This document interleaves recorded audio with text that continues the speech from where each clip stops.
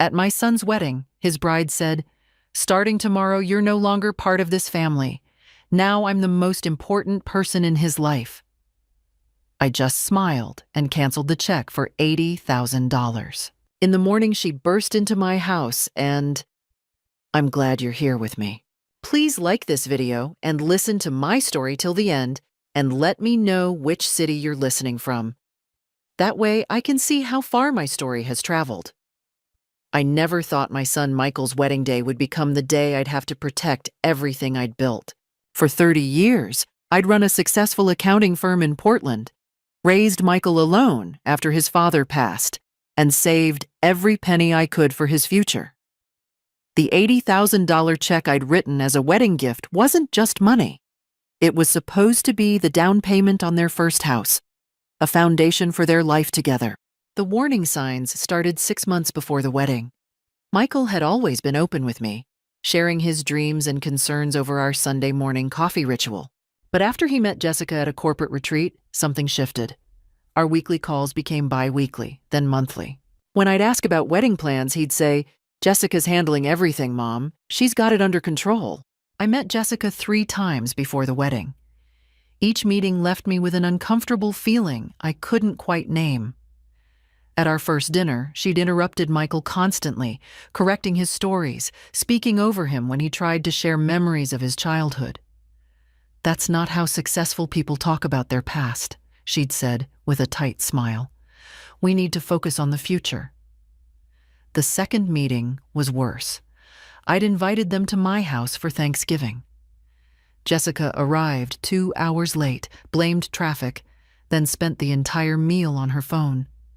When I gently asked her to put it away, she'd laughed, a sharp, brittle sound. "I'm networking, Margaret. Some of us have to work for our money." The implication hung in the air like smoke. Michael had looked down at his plate, silent, but I'd pushed my concerns aside. Michael was 42 years old, successful in his own right as a software engineer. He deserved happiness. Maybe I was being an overprotective mother. Maybe Jessica was just nervous, trying too hard to impress. Wasn't that possible? The third meeting came 2 weeks before the wedding, at the final dress fitting. Jessica's mother was there, a woman who examined me from head to toe and seemed to find me wanting. "So, you're the famous Margaret," she'd said, not warmly. "Jessica tells me you've been quite involved in the wedding planning." "I've offered help," I'd replied carefully.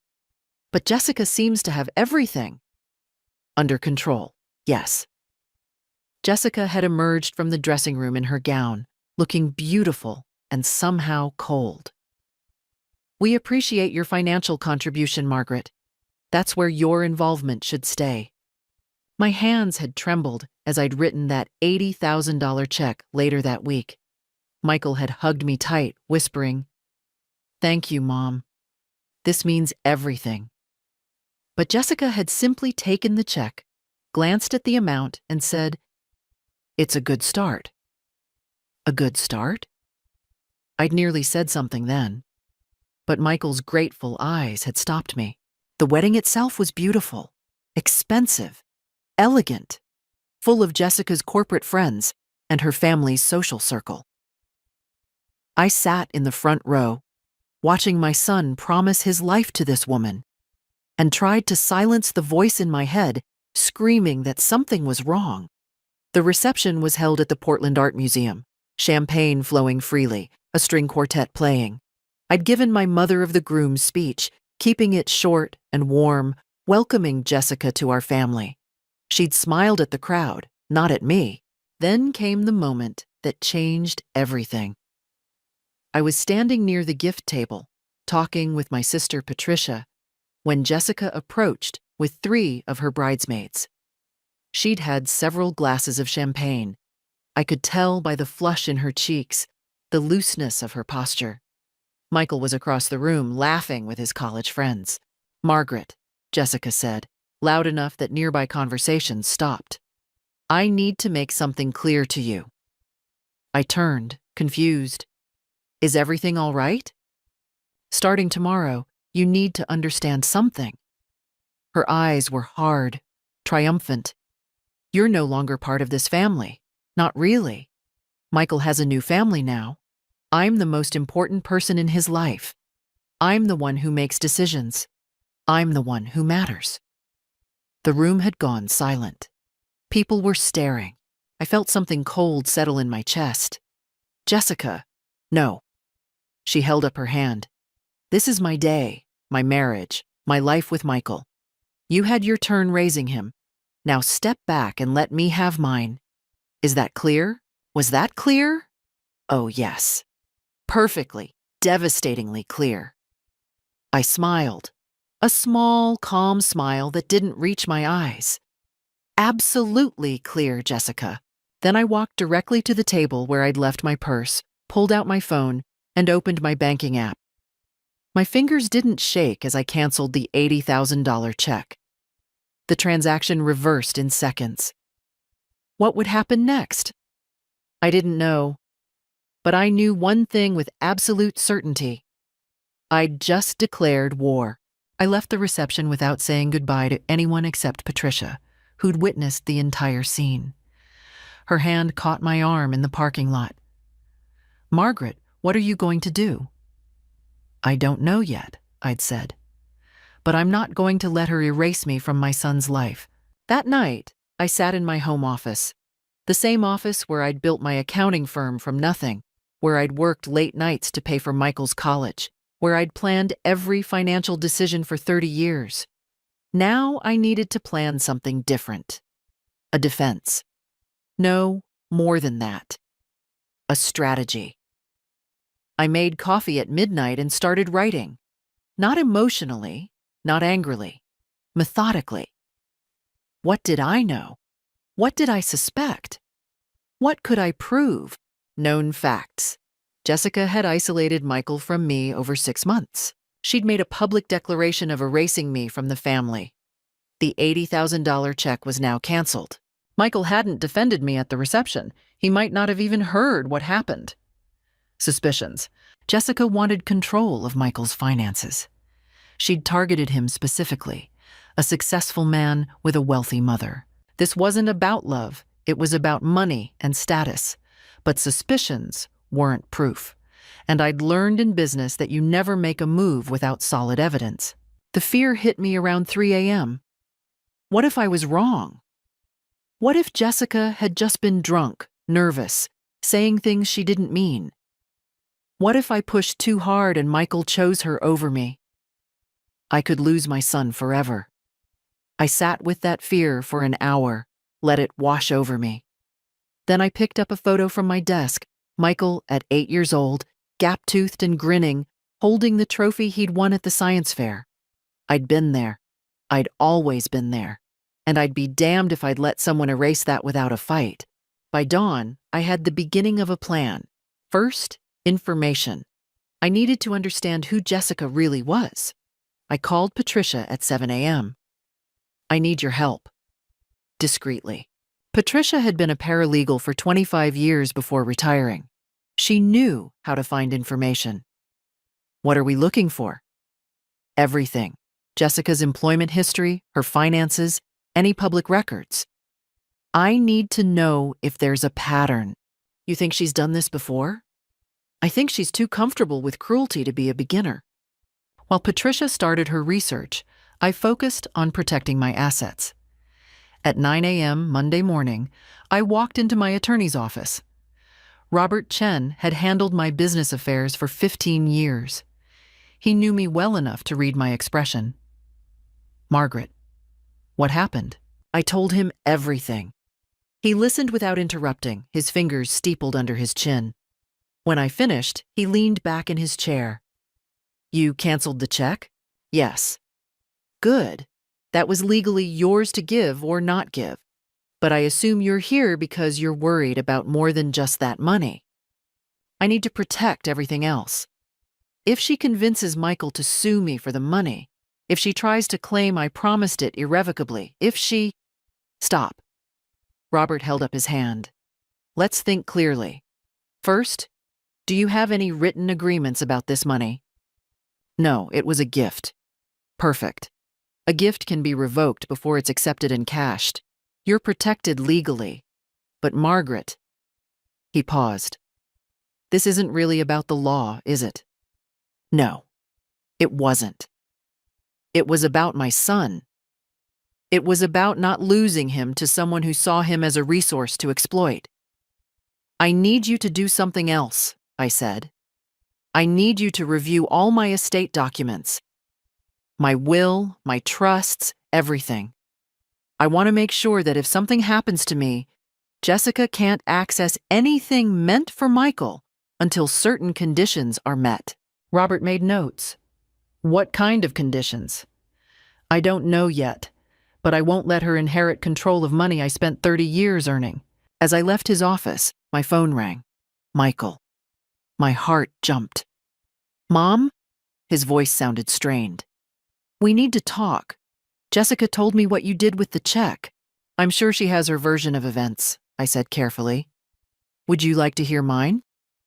Can you come to our apartment tonight? Around 7? Our apartment. Already our, not my.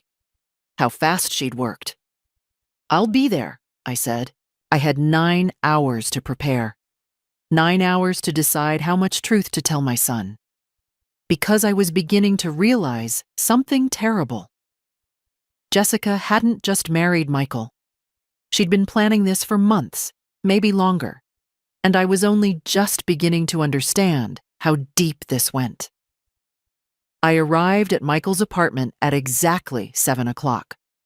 The building was in the Pearl District, expensive, modern, everything Jessica would want.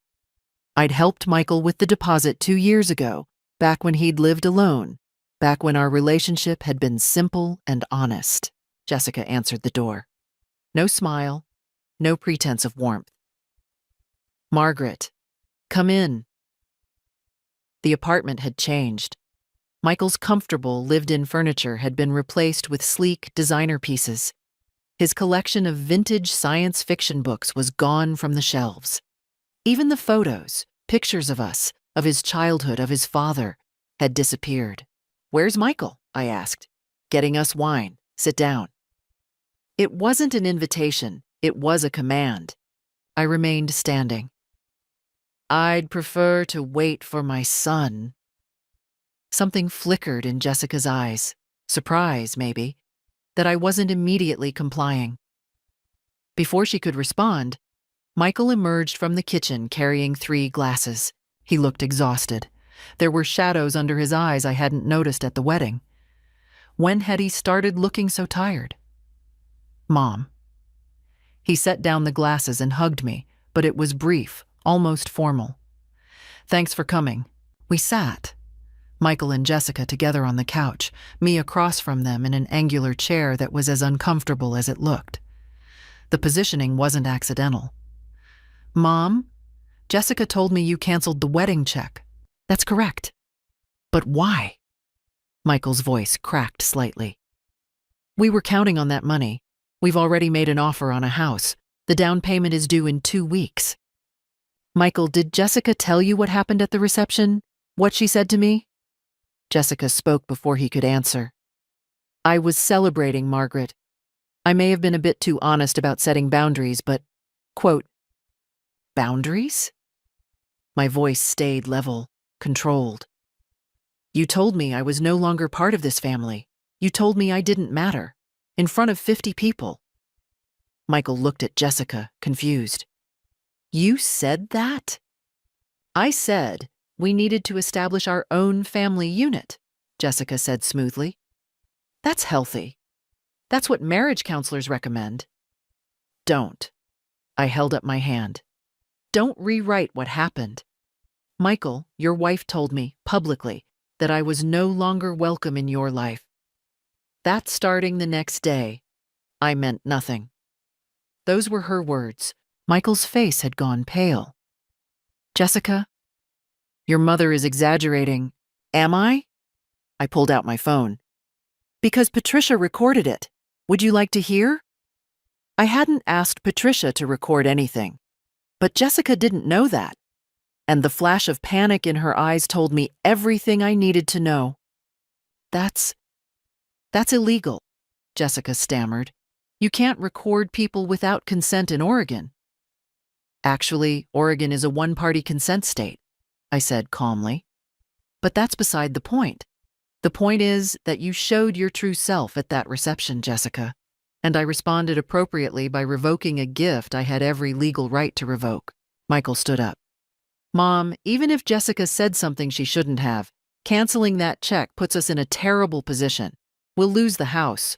We'll lose the deposit we already put down. How much was the deposit? I asked. $5,000. And where did that money come from? Michael hesitated. My savings. Your savings. Not joint money. Not Jessica's money. Yours.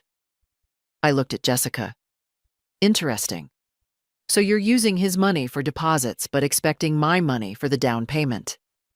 Tell me, Jessica, what exactly are you contributing financially to this marriage? Her face flushed. That's none of your business. Mom, Michael said, his voice strained. This isn't fair. Jessica and I are a team. Are you? I turned to him. Michael, honey, I need you to really think about something. When was the last time you made a decision without Jessica's input? That's what marriage is, he said. But he sounded uncertain. No. Marriage is partnership. What I'm seeing is control. I stood up. I came here tonight to talk to you, Michael, to explain my side. But I'm realizing something. You can't hear me. Not yet. Not while she's sitting right there managing your responses. That's absurd, Jessica snapped. Michael, tell her… Stop. Michael's voice was quiet but firm. He looked at Jessica, then at me. Just… everyone stop. The silence stretched out. I could see my son thinking, processing. This was the moment. Would he defend her automatically, or would doubt begin to take root? Finally, Michael spoke. Mom, I need some time to think about this. Can you give me a few days? It wasn't the breakthrough I'd hoped for, but it wasn't complete rejection either. Of course, I said. But Michael, while you're thinking, I want you to check something. Look at your bank accounts. Look at what's been spent since you got engaged. Look at who's been making the financial decisions. Just look. I left before Jessica could stop me from planting that seed. As I drove home, Patricia called. Margaret, I found something. You need to hear this. What is it? Jessica's employment history. She's had 6 jobs in 4 years. Each time, she left right after being questioned about expense account discrepancies. No charges were ever filed, but there's a pattern. And Margaret? 2 of those jobs were at companies where she met men, successful men who she dated, who she got engaged to. Michael is her 3rd engagement in 5 years. The other 2 broke up with her before the weddings. Both men have restraining orders against her. My hands tightened on the steering wheel. There it was, the proof, the pattern. Jessica wasn't just controlling. She was a predator. The next morning, I sat in Robert Chen's office with Patricia beside me and a folder of documents spread across his desk. Patricia had worked through the night, compiling everything she'd found on Jessica Morrison, or rather Jessica Morrison Thompson Rodriguez, depending on which year you looked. 3 different last names, Robert said, reviewing the papers. 2 broken engagements. 5 complaints from employers, all settled quietly. And this, he held up a screenshot. A small claims court judgment from 2019. A former boyfriend sued her for $15,000 she'd borrowed and never repaid. Can we use this? I asked. Use it how? Margaret, legally, there's nothing here that prevents her from being married to Michael. And if you try to show him this, she'll spin it as you trying to destroy his marriage. He was right. I knew he was right. But knowing and accepting were different things. What if we approach it differently? Patricia suggested. What if we don't tell Michael directly? What if we make sure he discovers it himself? I looked at her. How? The restraining orders are public record. So is the small claims judgment. What if someone at Michael's work just happened to run a routine background check? What if someone just happened to mention they saw something concerning? That's manipulative, Robert said. So is what Jessica's doing, I replied. But Patricia's right.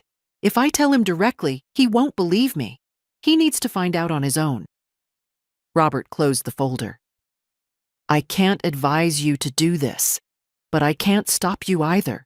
Just be careful, Margaret. If Jessica figures out you're investigating her, she'll escalate. Let her, I said. I was wrong. I should have been more afraid. 2 days later, at 6 a.m., someone started pounding on my front door. I stumbled downstairs in my robe, looked through the peephole, and saw Jessica. Her hair was disheveled, her makeup smeared. She looked unhinged. Open this door, Margaret. I know what you're doing. I didn't open it. Instead, I called through the door. Jessica, it's 6 in the morning. Go home. You're trying to destroy my marriage. You're digging into my past, telling lies to Michael's co-workers. So she'd found out. How? Had someone tipped her off, or had she been monitoring everything more carefully than I'd realized? I don't know what you're talking about, I said calmly. Bullshit, she pounded harder. You think you can control Michael forever? You think you can keep him attached to your apron strings? He's my husband now. Mine. Lower your voice, or I'm calling the police. Call them. I'll tell them you're harassing me. I'll tell them you're stalking us. The door of my neighbor's house opened. Dan Kaufman, a retired police sergeant, stepped onto his porch. Everything okay, Margaret? Jessica whirled around. For a moment, she looked like a wild animal caught in headlights. Then her expression shifted, smoothed out, became almost pitiful. I'm sorry. I'm just upset. My mother-in-law canceled a check she'd promised us, and now we're in financial trouble. I shouldn't have come here like this. Dan looked at me. I shook my head slightly. A silent message. He understood. Maybe you should go home, Dan said to Jessica. Cool down? Jessica stared at him, then at my door. This isn't over, Margaret, she called. You have no idea what I'm capable of. She left, but I watched from my window as she sat in her car for 20 minutes, just staring at my house. When she finally drove away, I was shaking. Dan came over 10 minutes later. You want me to file a report? Not yet, but I'm documenting everything. I showed him the video from my doorbell camera. Can you keep a copy? Just in case? Of course. Margaret, whatever's going on, be careful. That woman looked dangerous. He wasn't exaggerating. Over the next 3 days, Jessica called me 17 times. I didn't answer. She left voicemails that ranged from sweet, Margaret, I'm so sorry, let's talk, to vicious, you're going to regret this, you manipulative bitch. She sent emails, text messages, even had flowers delivered with a card that read, some mothers need to learn when to let go. But the worst was when she went to Michael's boss. She told him I was harassing her, that I was mentally unstable, that Michael was worried about my behavior. She asked if the company could somehow intervene, maybe suggest counseling for me. Michael's boss, thankfully, knew me. I'd attended company events with Michael for years. He called Michael privately and asked what was going on. That conversation, Michael later told me, was the first crack in Jessica's facade. Because Michael had no idea Jessica had gone to his boss. He'd never authorized it. And when he confronted her about it, she'd said she was just trying to help him manage his difficult mother. That word. Manage. By the end of the week, Jessica stopped calling, stopped texting. The sudden silence was more frightening than the harassment. I took Patricia's advice and went to her beach house in Cannon Beach for 3 days. I needed distance, needed to clear my head and prepare for whatever was coming next. Because something was definitely coming. I returned from Cannon Beach on Thursday afternoon feeling more centered. The ocean had always helped me think clearly. Patricia had stayed with me, and we'd spent hours walking the beach, planning, strategizing. More importantly, I'd received a call from Michael, not Jessica, Michael himself. "Mom, can we meet? Just the two of us." My heart had leaped. Of course. When? "Tomorrow, lunch at Bamboo Sushi. Noon? I'll be there." But Friday morning brought an unexpected visitor. Jessica's mother, Diane Morrison, appeared on my doorstep at 10 a.m., dressed expensively, wearing a smile that didn't reach her eyes. "Margaret, may I come in?" This was the temptation Patricia had warned me about. "We can talk on the porch," I said.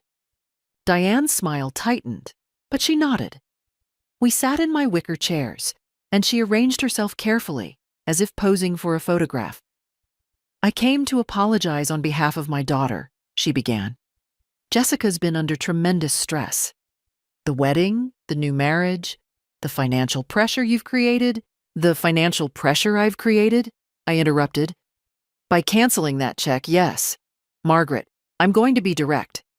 Jessica made a mistake at the reception. She drank too much, said things she didn't mean. But you've blown this entirely out of proportion." I said nothing. Let her talk.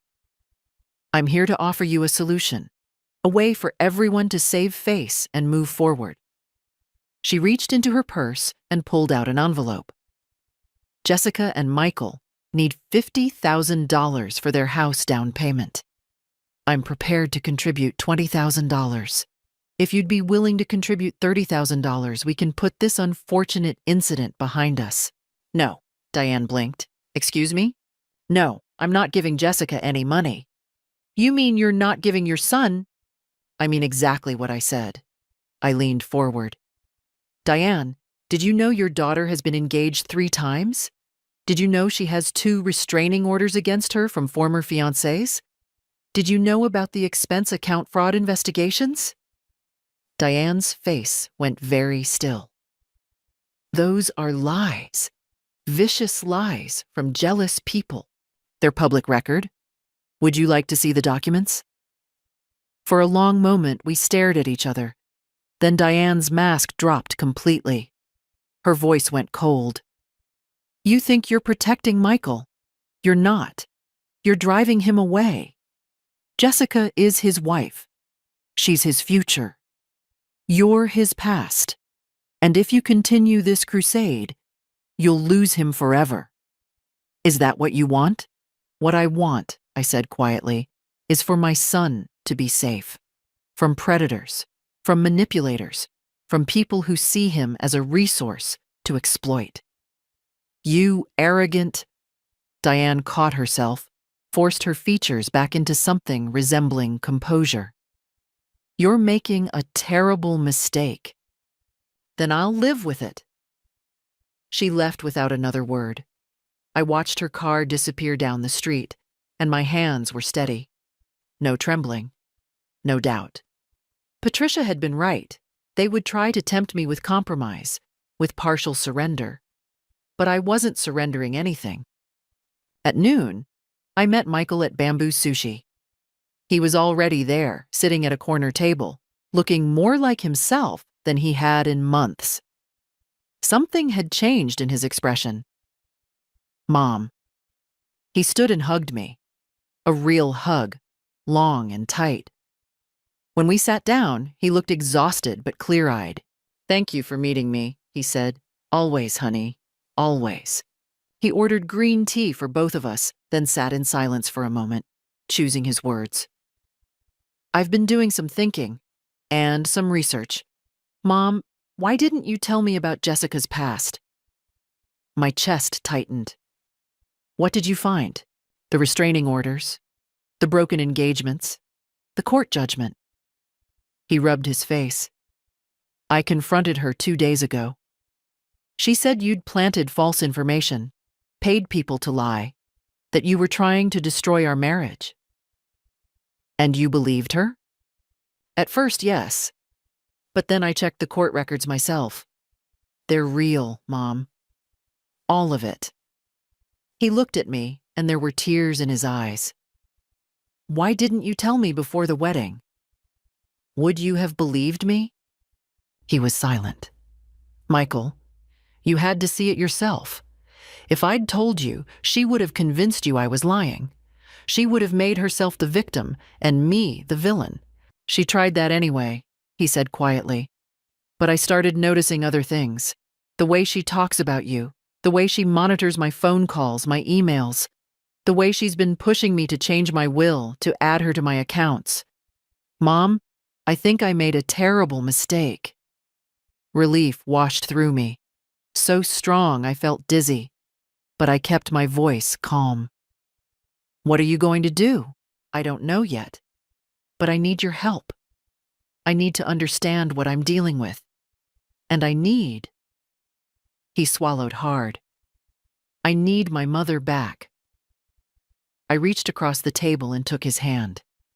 I never left, Michael. I was always right here. 3 days after my lunch with Michael, Jessica made her move. She called me Tuesday morning, her voice sweet as poisoned honey. Margaret, I think we've all been under too much stress. I'd like to come over and talk, clear the air. Just you and me, woman to woman. Every instinct screamed danger, but I also knew that refusing would look like I was the one avoiding reconciliation. When? I asked. This afternoon, around 2? Fine, 2 o'clock. I called Patricia immediately. She's coming. I need you here. Absolutely not. If I'm there, she'll claim you ganged up on her. But I'll be parked outside. Keep your phone in your pocket, on speaker. I'll record everything. At 1:55, a car pulled up. Not just Jessica. Jessica and her mother, Diane. Both of them, dressed in expensive casual wear, carrying what looked like a gift bag. This wasn't a reconciliation. This was an ambush. I opened the door before they knocked. Jessica, Diane, I wasn't expecting both of you. I hope you don't mind, Jessica said, all warmth and light. Mom wanted to come along. We thought it might help to have another perspective. They came in without waiting for an invitation. Jessica set the gift bag on my coffee table, a bottle of expensive wine and gourmet chocolates. The props for the performance they were about to give. Margaret, we want to start fresh, Jessica began, settling onto my couch like she owned it. I know we got off on the wrong foot. I take full responsibility for that. Do you? Absolutely. I was overwhelmed with the wedding and I said things I didn't mean. I hurt you, and I'm genuinely sorry. She looked at me with wide, earnest eyes. I want us to be family, real family. Don't you want that too? What I want, I said carefully, is honesty. Of course, Jessica leaned forward. That's why we're here, to be completely honest with each other. Diane nodded. Jessica's told me everything, about the stress, about the misunderstandings. Margaret, she loves Michael deeply. This isn't about money or control. It's about building a life together. Then tell me about your previous engagements, I said, looking directly at Jessica. The temperature in the room dropped 10 degrees. Jessica's smile froze. Those were mistakes, she said tightly. Relationships that didn't work out. Everyone has a past, Margaret. 2 restraining orders isn't just a past, it's a pattern. Diane stood up. How dare you bring that up? Those were lies told by vindictive men who couldn't handle strong women. Sit down, Diane. My voice was steel. I'm not finished. Something in my tone made her pause. She sat. I looked at Jessica. I know about the expense account fraud investigations. I know about the small claims judgment. I know you've targeted successful men before, gotten engaged, tried to access their money, and moved on when they figured out what you were doing. Michael is just your latest mark. Jessica's mask dropped. The sweet, apologetic daughter-in-law vanished, replaced by something cold and calculating. Prove it, she said. Prove any of it in a way that Michael will believe. Because right now, Margaret, you look like a bitter, controlling mother who can't let go of her son. And that's exactly what I've been telling him. I've already shown him the court records, which I've explained were misunderstandings and false accusations. Jessica stood, moving closer to me. You think you're so smart. You think you've won because Michael had lunch with you. But he came home, Margaret. He came home to me. He's sleeping in my bed. He's wearing the wedding ring I put on his finger. And at the end of the day, I'm the one who has him. Jessica, Diane warned, but Jessica was beyond caution now. Her face was twisted with contempt. You want to know what Michael said last night? He said, maybe Mom is right about some things, but I can't abandon my wife. Do you understand what that means? It means even when he knows I'm flawed, even when he has doubts, he still chooses me. Because I'm his wife. Because I have legal rights now. Because I'm in his house, in his bed, in his bank accounts. You're in his bank accounts? I asked quietly. Jessica realized her mistake too late. Diane grabbed her arm. We should go. No. Jessica shook her off. I'm tired of playing nice. Here's the truth, Margaret. You have two choices. Either you give us the money, the full $80,000, and back off completely, or I make your son's life a living hell. I'll max out every credit card. I'll take loans in his name. I'll make sure that by the time I'm done, he's so financially destroyed, he'll have no choice but to stay with me. Because what kind of man leaves his wife when he's drowning in debt? What kind of man abandons the person he made vows to? You're threatening financial abuse, I said. I'm promising consequences. Give us the money, Margaret, or watch me destroy everything you've built for him. Your choice. You have 24 hours to decide. They left, slamming my door hard enough to rattle the frame. I stood in my living room, shaking. Not from fear, from rage, from the absolute certainty that this woman would do exactly what she'd threatened. Patricia came in through the back door 30 seconds later. Her face was pale. Tell me you got all of that, I said. Every word. Margaret, we need to take this to Michael right now. No. I took a deep breath, forcing calm. Not yet. If we play this wrong, she'll claim the recording is fake or edited. We need more. We need her to make a mistake so big that Michael can't deny it. What kind of mistake? I smiled, cold and certain. The kind that comes from arrogance. Jessica thinks she's won. She thinks she's untouchable. So we're going to let her think that for just a little longer. And when she makes her next move, we'll be ready. The fear was there, yes. But underneath it was something stronger. Determination. And the absolute will to protect my son, no matter what it cost me. The breaking point came faster than I expected. Jessica's 24-hour ultimatum ended at 2 p.m. Wednesday. At 2:15, I received a notification from my bank's fraud alert system. Someone had tried to access my accounts using forged authorization documents. The bank had flagged it immediately. I'd put additional security measures in place after Jessica's threats. Within an hour, I was in Robert Chen's office with bank security footage showing Jessica at a branch across town, presenting documents claiming she had power of attorney over my finances due to my declining mental health. She forged your signature, Robert said, examining the documents. This is identity theft. This is fraud. Margaret, this is a felony. Can we prove it was her, not someone else? We have her on camera. We have the forged documents. And he pulled up something on his computer. The bank employee she spoke with noted that she claimed to be your daughter-in-law, said you'd had a breakdown and needed family help managing your money. I felt ice cold. She's escalating. No, she's desperate. You didn't give her the money, so she tried to take it. Margaret, we need to call the police, now. Not yet, I need to tell Michael first. I called my son from Robert's office. Michael, I need you to come to Robert Chen's office right now. It's an emergency. Mom, I'm at work. Now, Michael, please, trust me. He arrived 45 minutes later, worried and confused. Jessica wasn't with him. I'd made sure to call during a time I knew she'd be at her job. When Robert showed him the security footage, Michael went white. That's Jessica at the bank, trying to steal from your mother using forged documents, Robert said quietly. I'm sorry, Michael. Michael watched the footage 3 times. I watched him break apart and rebuild himself with each viewing.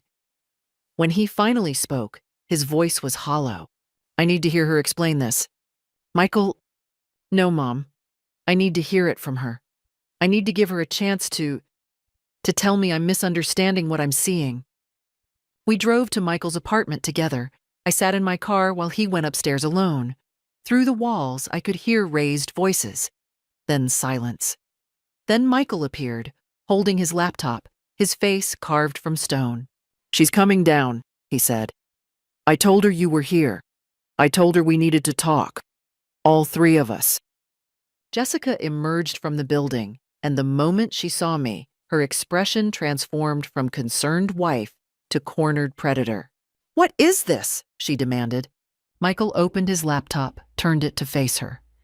Explain this. The security footage played. Jessica watched herself on screen, watched herself handing over forged documents, watched herself claiming Margaret had had a breakdown. That's not what it looks like, she started. Really? Michael's voice was deadly quiet. Because it looks like you tried to steal from my mother using fake power of attorney documents. I was trying to help. Stop lying. The explosion came from Michael, not me. Just stop. I know about your previous engagements. I know about the restraining orders. I know about the fraud investigations at your jobs. I've spent the last week digging through public records, and I know everything, Jessica. She switched tactics instantly, tears filling her eyes. Baby, yes, I've made mistakes in the past, but I've changed. I love you. You have to believe. I spoke to Brian Hendricks yesterday, Michael continued, his voice like iron. Your previous fiancé, the one with the restraining order, he told me everything.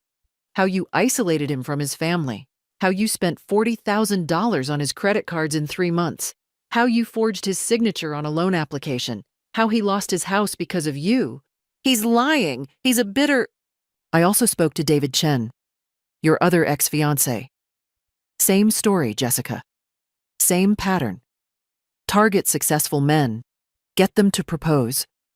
Isolate them from their families. Drain their finances. Move on when they catch you. Michael's hands were shaking. Was any of it real? Did you ever love me? Or was I just another mark? Jessica's face went through a remarkable transformation. The tears stopped. The pleading expression vanished. What replaced it was cold calculation. Does it matter? She asked. We're married, Michael. I have legal rights. You can't just throw me out. If you try to leave me, I'll take half of everything. I'll drag you through a divorce that costs hundreds of thousands of dollars. You'll go to jail, I said, standing up from my car. For identity theft, forgery, and fraud. I'm filing charges. Today. Jessica turned on me, all pretense gone. You can't prove I knew those documents were forged. I'll say someone gave them to me. I'll say I thought they were real. We have the recording from my house, I said. You threatening me. You admitting you planned to financially abuse Michael. You confessing to getting access to his bank accounts under false pretenses. Her eyes widened. You recorded me?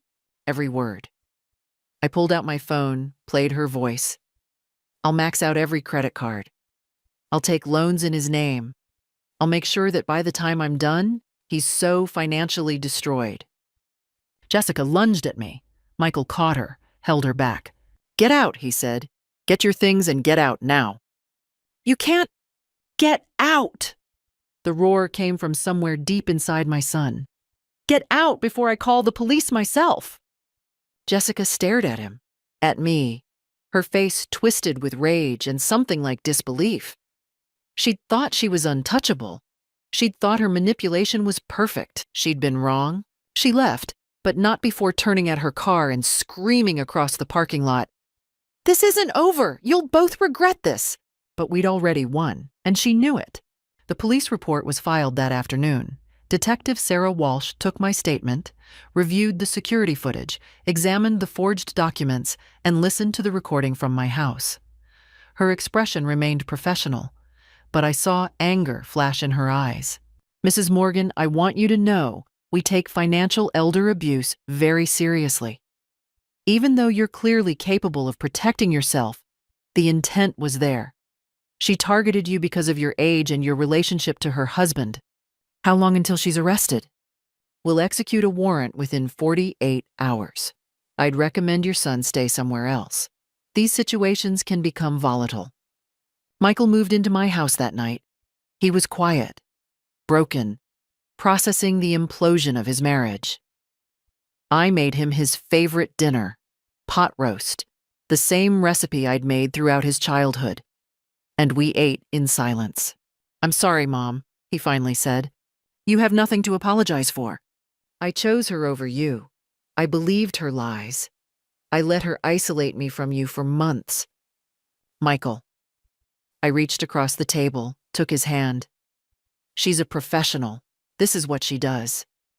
You're not the first man she's fooled, and you would have been just another victim if you hadn't been smart enough to question things." "I almost wasn't. If you hadn't canceled that check, if you hadn't fought back." He shook his head. "She would have destroyed me." Jessica was arrested Thursday morning at her job, a marketing firm she'd started at just 2 months before. The humiliation of being walked out in handcuffs was, Robert told me later, absolutely devastating to her carefully constructed image.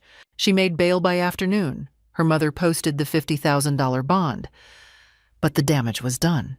The charges were serious: identity theft, forgery, attempted fraud. The district attorney added counts of domestic financial abuse. And when Brian Hendricks and David Chen heard about the arrest, they came forward with their own evidence, requesting the cases against her be reopened. Jessica tried to contact Michael repeatedly. Calls, texts, emails, all blocked. She showed up at my house twice. The second time, with police present, she was served with a restraining order. "This is your fault," she screamed at me from the street. "You destroyed my life. You turned him against me." "No, Jessica," I called back calmly. "You destroyed your own life. I just made sure you couldn't destroy my son's too." The divorce proceedings were swift. Michael filed for annulment based on fraud. Jessica had concealed her criminal history and her financial situation. When it came out that she'd been maxing out credit cards in Michael's name during their 3-month marriage, the judge was unsympathetic. Jessica tried to claim she deserved spousal support. The judge reviewed the evidence of her fraud pattern and denied it. She tried to claim she deserved half of Michael's assets. The judge pointed out that Oregon law doesn't favor people who enter marriage fraudulently. She tried to claim emotional distress. The judge had reviewed the recordings from my house and told her lawyer coldly that his client was lucky she wasn't facing additional charges. The annulment was granted. The marriage was legally erased as if it had never happened. Michael was free, but Jessica's nightmare was just beginning. Her employer fired her when the arrest became public. The marketing firm didn't want the liability of keeping someone with fraud charges on staff. Her apartment lease was terminated. She'd been late on rent for 2 months, using Michael's money to cover her expenses, and then pocketing it when he paid her back. Her mother, Diane, finally saw through the lies. I learned this from Patricia, who heard it from a mutual friend. Diane had discovered that Jessica had been stealing from her too, forging checks from her mother's accounts for months. The criminal trial was scheduled for 6 months out. The prosecutor was confident. "She's going to prison, Mrs. Morgan. Minimum 2 years, possibly 5 with all the charges." I felt no triumph in that, only relief and sadness for the lives Jessica had damaged. Michael spent weeks rebuilding himself. He saw a therapist, reconnected with friends he'd abandoned during his relationship with Jessica, and slowly, painfully, learned to trust his own judgment again. And he came back to me. We resumed our Sunday morning coffee ritual. We talked about everything: his job, his healing, his future. He asked me once if I'd ever forgive myself for not stopping the wedding before it happened. I forgive myself for respecting your autonomy as an adult, I'd said. You had to make your own choices, even the wrong ones. My job wasn't to prevent you from marrying her. It was to be here when you needed help. You saved me, Mom. No, honey, you saved yourself. You were brave enough to look at the truth when it hurt. That's all you. 6 months later, Jessica was sentenced to 3 years in prison. She stood in the courtroom, no longer the confident manipulator, just a woman who'd finally been caught. She looked at me once before they led her away. I met her eyes and felt nothing but cold satisfaction. Justice had been served. My son was safe. And I had won. 18 months after the annulment, I stood in my backyard, watching Michael laugh with a woman I'd met 3 months earlier. Her name was Rachel. She was a pediatric nurse. And when she'd learned about Jessica, she'd looked Michael in the eye and said, "I'm sorry that happened to you. If you want to talk about it, I'm here. If you don't, that's okay too." That was the moment I knew she was different. Rachel had met me for coffee. Not because Michael insisted, but because she'd asked to. "I want to get to know you," she'd said simply. "Michael loves you, and if we're going to be serious, I want to understand the people who matter to him." We'd talked for 3 hours that first day, about her work, about her family in Seattle, about her own past relationship that had ended badly. She was open, honest, emotionally mature. Everything Jessica had pretended to be. "I heard what happened with his ex-wife," Rachel had said carefully. "That must have been terrifying for you." "It was, but I'd do it again in a heartbeat." "I would too, if I had a child and someone was hurting them." She'd smiled. "For what it's worth, Margaret, Michael talks about you with such love and respect. You raised an incredible person. Some of us got lucky that Jessica showed her true colors before permanent damage was done. I'd liked her immediately. Now, watching Michael with Rachel at our family barbecue, I saw something I hadn't seen in years. My son was happy. Genuinely, peacefully happy. No walking on eggshells. No monitoring his words or actions to avoid triggering an argument. Just happiness. "She's good for him," Patricia said, coming to stand beside me. She'd been vindicated by everything that happened. Her instincts about Jessica had been right from the start. "She is, and he's good for her too. Have you heard the latest about Jessica?" I had. It was impossible not to hear the updates through mutual acquaintances and public records. Jessica's life had completely collapsed. She'd served 18 months of her 3-year sentence before being released on parole. During her time in prison, she'd lost everything. Her mother had cut off all contact after discovering the full extent of Jessica's thefts. Diane had moved to Florida to escape the shame and had made it clear she wanted nothing to do with her daughter. Jessica's professional reputation was destroyed. A simple Google search of her name brought up articles about the fraud case, her arrest, her conviction. No reputable company would hire her. She'd tried to restart in a new city, Phoenix, according to one source, working minimum wage jobs and living in a studio apartment. She'd attempted to reach out to Michael twice through new email addresses, both times begging for money, claiming she'd changed, claiming she needed help. Michael had forwarded the emails to his lawyer and the police. Jessica was warned that any further contact would violate her parole and send her back to prison. She'd tried social media campaigns, posting sob stories about being a victim of a vindictive mother-in-law, claiming I'd fabricated evidence against her, but the court records were public. People could see the truth. Her posts got reported and removed repeatedly. Last I'd heard, she'd been fired from a retail job for stealing from the cash register. Old patterns never truly died. Brian Hendricks, her first victim, had called me once. "I wanted to thank you," he'd said, "for stopping her, for making sure she faced consequences. I tried to warn people about her, but no one listened. You didn't just save your son. You probably saved other men from being her next targets. That had meant more to me than I'd expected. My own life had flourished. My accounting firm had landed 3 major new clients. I'd been invited to speak at a women's business conference about protecting yourself and your family from financial predators. My story, without names, without specific details, had resonated with hundreds of women who'd faced similar situations. I'd also finally finished renovating my house, something I'd been putting off for years. New kitchen, new bathrooms, fresh paint throughout. I'd turned one bedroom into a craft room. I'd taken up watercolor painting, something I'd always wanted to try. Patricia and I had traveled to Ireland, fulfilling a dream we'd talked about for a decade. We'd walked the cliffs of Moher, drunk Guinness in Dublin pubs, traced our family's roots in County Cork. I was 72 years old and I'd never felt more alive. Michael was thriving too. He'd gotten a promotion at work, partly because he was no longer distracted by a toxic relationship. He'd bought a small house in Selwood, was fixing it up himself, taking pride in the work. Rachel was there most weekends, helping him paint, plant a garden, build the life Jessica had tried to steal from him. "Do you think he'll propose?" Patricia asked. "Eventually, when he's ready. But there's no rush. He's learned to take his time, to really know someone before making commitments." "You taught him that. Life taught him that. I just helped him survive the lesson." As the sun set over my backyard, my family around me, I felt something I hadn't felt in 2 years. Complete peace. Jessica was someone else's problem now, probably her parole officers. Michael was safe, happy, and building a real future with a woman who deserved him. And I was exactly where I belonged.